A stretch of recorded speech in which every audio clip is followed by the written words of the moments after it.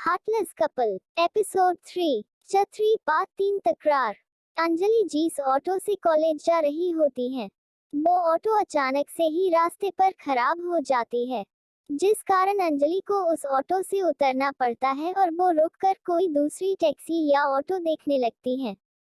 पर उसे कोई भी ऑटो या टैक्सी नहीं मिलती है, जिस कारण वो पैदल ही चलने लगती हैं और चलते हुए ही खुद से बोली लगता है आज का सारा दिन ही खराब है। तभी तो पहले प्रिया के कपड़े खराब हो गए और अब मैं जिस ऑटो में बैठी वो ऑटो भी रास्ते पर ही खराब हो गई और ऊपर से अब कोई टैक्सी या ऑटो भी नहीं मिल रही। लगता है पैदल ही कॉलेज जाना होगा, नहीं तो टैक्सी के चक्कर में लेट हो जाऊंगी। बोल वो सड़क पर पैदल ही चल रही होती हैं और वो खुद से बातें ही कर रही होती है। उतने में ही एक चमचमाती गाड़ी आकर बिल्कुल उसके साइड में एक आवाज के साथ रुकती है और ऐसे अचानक से अपने बगल में किसी गाड़ी के रुकने से अंजलि डर जाती है और उसी डर के कारण वो अपनी जगह पर ही जम जाती है। तभी गाड़ी के विंडो का कांच नीचे होता है और उसके अंदर से एक लड़की अंजलि को देख बोली, एक्सक्यूज मी, क्या आपको लिफ्ट चाहिए? बोल वो लड़की अंजलि को देखने लगती है। जब अंजलि किसी लड़की की आवाज सुनती है तो वो राहत की सांस लेती है और उस लड़की को देख बोली, हाँ मैं कॉलेज जा रही थी और रास्ते में ऑटो ही खराब हो गया और अब मुझे कोई भी ऑटो या टैक्सी नहीं मिल रही। बोल वो उदास हो जाती है। जिसे ऐसे उदास देख वो लड़की बोली, ग्रेट, तुम कॉलेज जा रही हो और मैं भी कॉलेज ही जा रही हूँ, तो चलो फिर हम साथ ही चलते हैं। बोल वो उसे गाड़ी में बैठने का इशारा करती है। अंजलि पहले तो सोचती है वो इस अनजान लड़की पर भरोसा कर गाड़ी पर बैठे या नहीं, पर कुछ सोचकर वो जाकर गाड़ी में बैठ जाती है और उसके बैठते ही गाड़ी निकल पड़ती है।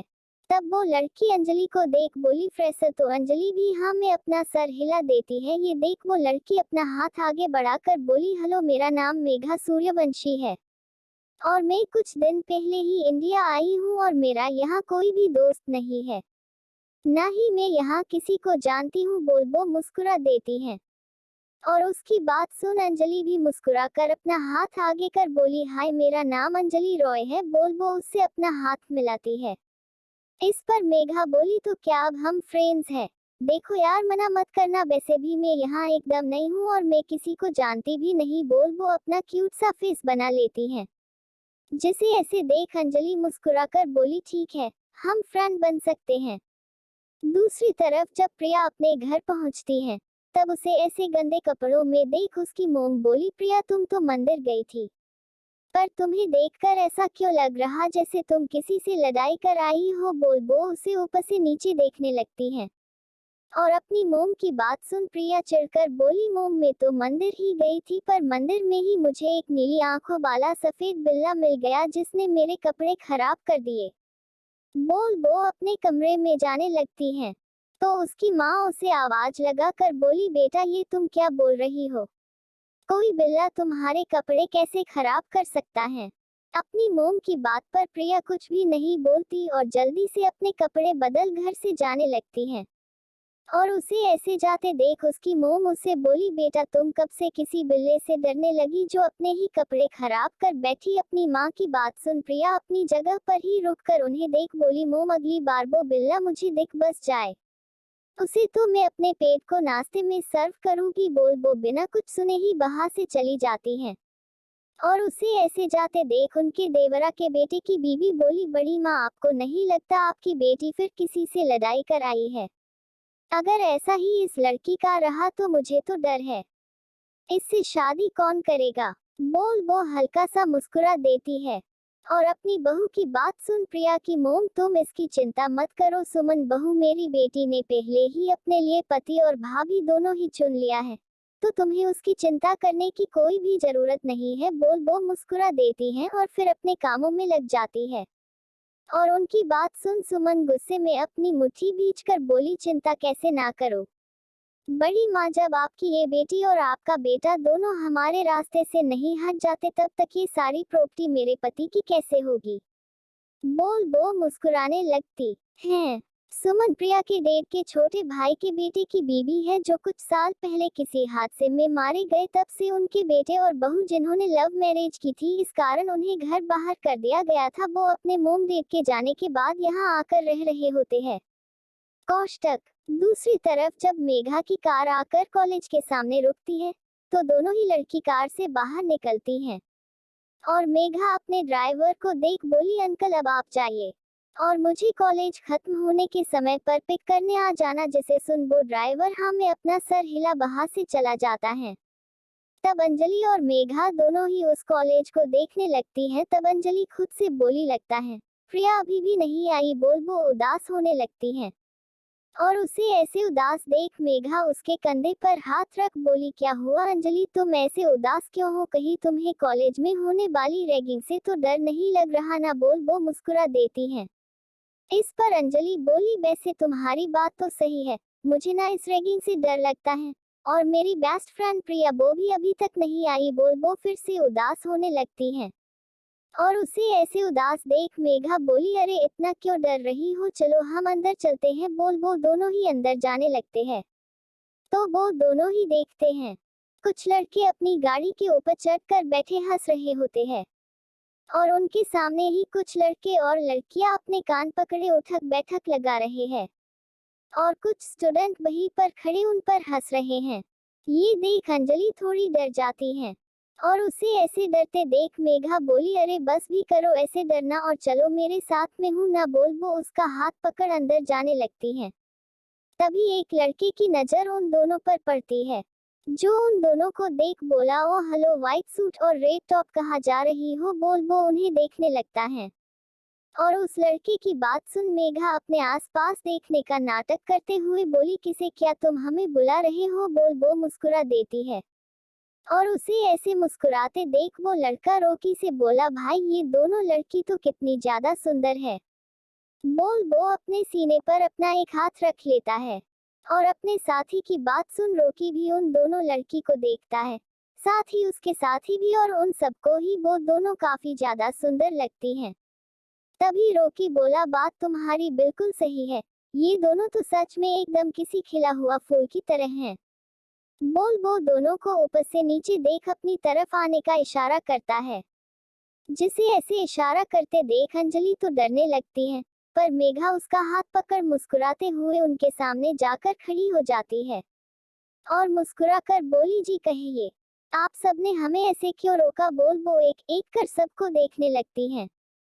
तभी एक लड़का रोकी के कान में आकर बोला, भाई मुझे ये लड़की चाहिए, देखो ना ये लड़की कितनी ज्यादा हॉट है और इसके फिगर भी कितने अच्छे हैं। बोल वो उसे घूरने लगता है और उस लड़के की बात सुन रोकी बस मुस्कुरा देता है और मेघा को देख बोला, क्या तुम्हें किसी ने बताया नहीं कॉलेज में अपने सीनियर को कैसे रिस्पेक्ट देनी चाहिए और उन्हें रोज विश करना चाहिए? बोल वो अंजलि और मेघा दोनों को ही देखने लगता है और पहले से खड़े स्टूडेंट को जाने के लिए बोल देता है, जिसे देख वो सभी दुम दबाकर वहां से भाग जाते हैं।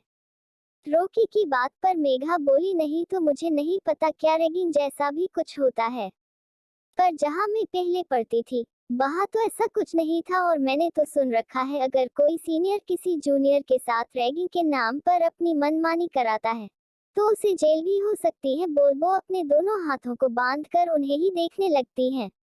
मेघा की बात सुन रोकी मुस्कुराकर बोला, लगता है तुम यहाँ पर नई हो तभी तो मुझे जानती नहीं हो, मेरा बाप यहाँ का कमिश्नर है और जो स्टूडेंट मेरी बात नहीं मानते उनका जीना मैं हराम कर देता हूँ। बोल वो अपनी गंदी हंसी हंसता है।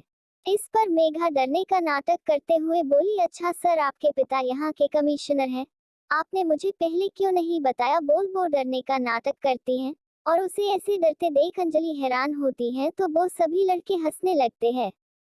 तो एक लड़का उन दोनों को देख बोला, नाम क्या है तुम दोनों का? इस पर अंजलि और मेघा थोड़े डरते हुए बोले, अंजलि सर, मेघा सर। बोल वो दोनों अपनी नजरें झुका लेते हैं।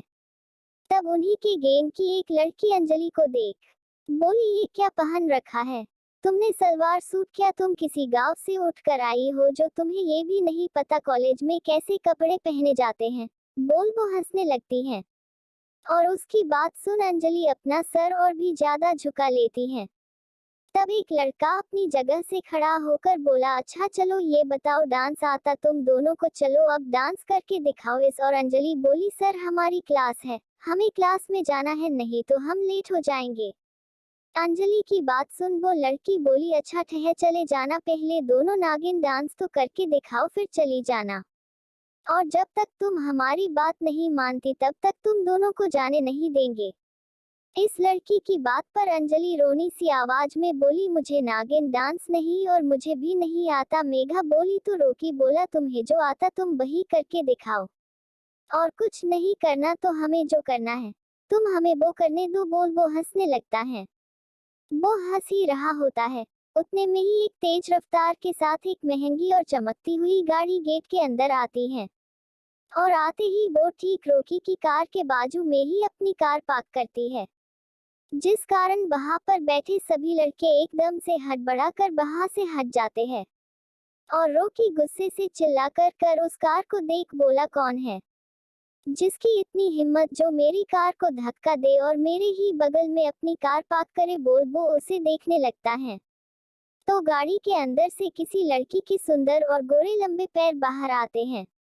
और उसके बाद एक लड़की जिसने मिनी शॉर्ट्स जिससे उसके सुंदर और बेदाग गोरे पैर साफ दिख रहे होते हैं और ऊपर से क्रॉप टॉप पहना होता है, वो चिंगम चबाते हुए बाहर निकलती हैं। और उसके बाद एक और लड़की जिसने भी ब्लैक जीन्स और ऊपर से ही ब्लैक शॉर्ट टॉप पहना होता है, जिस कारण उसकी सुंदर और लचीली कमर साफ दिखाई दे रही होती है, वो बाहर निकलती हैं। दोनों ही बाहर निकलते अपने बालों को झटकती है। और जैसे ही सभी लड़के या लड़कियां उन दोनों को देखती हैं, बस उन्हें ही देखते रह जाती हैं। और एक लड़का रोकी से बोला, ये क्या भाई, पहले ये दो लड़की जो किसी अप्सरा से कम नहीं वो यहाँ आई और अब ये दोनों भी, मुझे तो लगता है जैसे कोई ब्यूटी कॉन्टेस्ट हो रहा है। तभी तो चार इतनी सुंदर लड़की यहाँ। बोल वो बिना पल के झपकाए ही उन्हें देख रहा होता है। तभी वो दोनों लड़की सबको ऐसे घूर कर खुद को देखते देख मुस्कुरा देती हैं। और रोकी के पास जाकर बोली, एक से क्यों जमी, क्या आप बता सकते हैं यहाँ BA फर्स्ट ईयर की क्लास कहाँ लगती है। बोल वो उसे देखने लगती हैं और उसे खुद से बात करते देख रोकी बोला, फ्रेशर हो तो वो हाँ में अपना सर हिला देती है। ये देख रोकी हंसते हुए बोला, फिर तो तुम भी इन दोनों की लाइन में जाकर खड़ी हो जाओ और अपना इंट्रोडक्शन दो। रोकी की बात सुन वो लड़की हंसते हुए बोली, कौन मैं, और वो भी लाइन में खड़ी होकर तुम जैसे गीदड़ को अपना इंट्रोडक्शन दो, हो ही नहीं सकता। बोल हंसने लगती हैं और उसकी बात सुन सारे स्टूडेंट भी हंसने लगते हैं, यहाँ तक मेघा भी। और सबको खुद पर ऐसे हंसते देख वो रोकी को गुस्सा आ जाता और वो जोर से चिल्लाकर कर बोला, चुप, जिसे सुन सब शांत हो जाते हैं। तब रोकी उसे देख गुस्से से बोला, बहुत शौक है ना तुझे हंसने का, चल अब मैं तुझे बताता हूँ हंसना किसे बोलते हैं।